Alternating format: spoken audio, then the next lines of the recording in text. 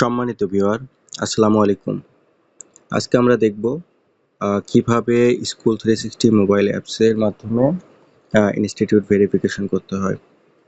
তো এই জন্য স্কুল 360 আইকনে ক্লিক করলাম, এরপর গেট স্টার্টেড বাটনে ক্লিক করলাম। এখন আমরা যেহেতু টিচার স্টাফ, সো অ্যাডমিন এবং টিচারে বাটনে আমরা লগ ইন করবো।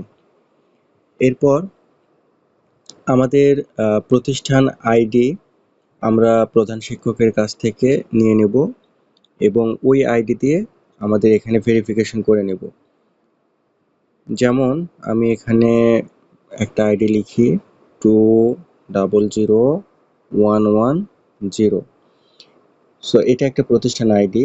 সো এটা দিয়ে আমরা যখন এখানে ভেরিফাই অ্যান্ড প্রসেস বাটনে ক্লিক করব, তখন আমাদের প্রতিষ্ঠানটি ভেরিফাই হয়ে যাবে এবং তারপর থেকে আমরা এখানে দেখতে পারবো যে প্রতিষ্ঠানের logo, student log in, admin এবং টিচার লগ ইন বাটন।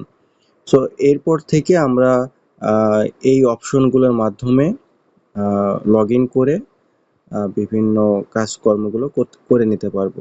ধন্যবাদ সবাইকে। আসসালামু আলাইকুম।